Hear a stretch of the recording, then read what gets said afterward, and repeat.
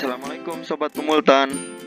Di video kali ini kita akan bersama-sama membahas tentang persilangan kacang panjang.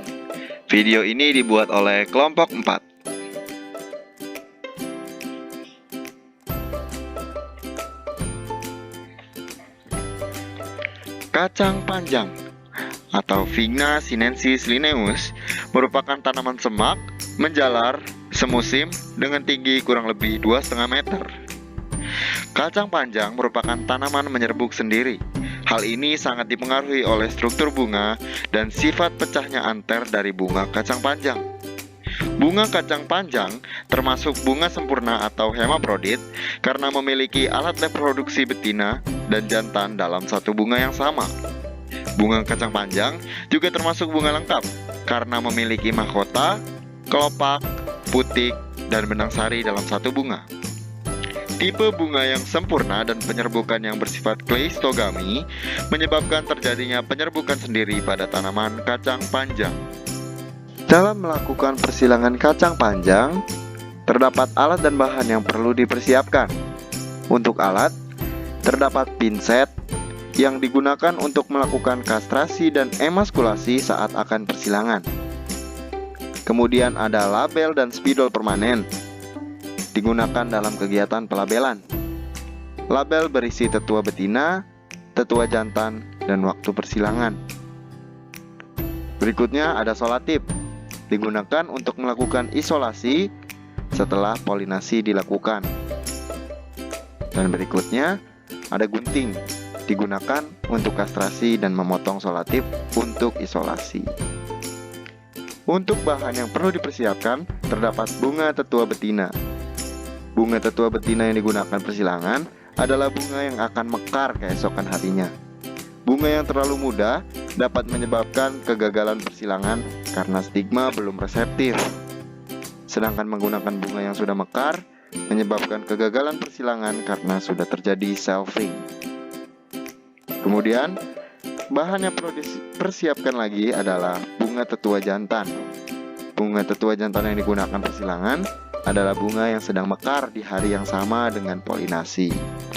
Teknik persilangan kacang panjang dimulai dari menyiapkan alat dan bahan, yaitu pinset, label persilangan, spidol permanen, solatip, dan gunting.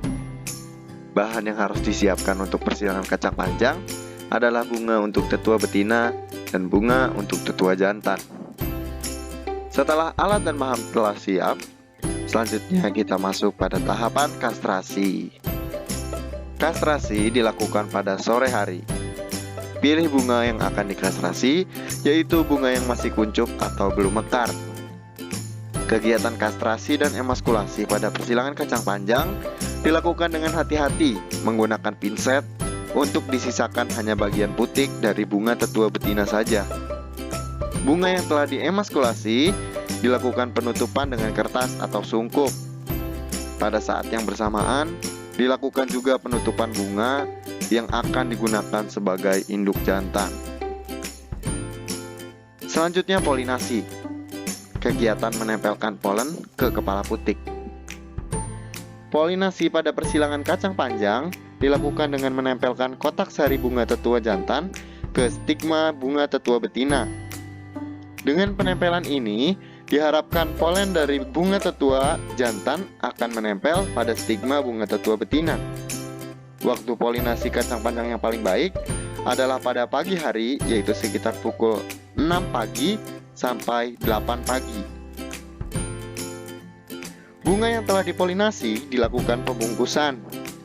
Pembungkusan bisa menggunakan solasi.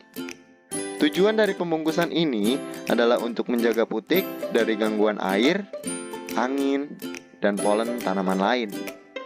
Hal ini penting karena dari polinasi sampai dengan fertilisasi dibutuhkan beberapa waktu tertentu. Adanya gangguan saat proses fertilisasi berlangsung dapat menyebabkan kegagalan fertilisasi dan persilangan yang telah dilakukan. Setelah dilakukan polinasi dan pembungkusan, maka dilanjutkan dengan melakukan pelabelan agar tidak kesulitan mencari bunga yang sudah dipolinasi. Penulisan label pada persilangan buatan kacang panjang sama seperti seperti pada persilangan tanaman lainnya, di mana terdapat genotip tetua betina ditulis terlebih dahulu, genotip tetua jantan ditulis setelah genotip tetua betina, dan waktu persilangan. Pengikatan label dilakukan pada tangkai bunga, bukan di percabangan bunga. Kesalahan yang sering terjadi dalam persilangan kacang panjang yaitu 1. Pemilihan waktu yang tidak tepat saat kastrasi ataupun polinasi. Kedua, pemilihan bunga yang kurang tepat. Ketiga, waktu pemanenan kacang panjang yang salah untuk benih.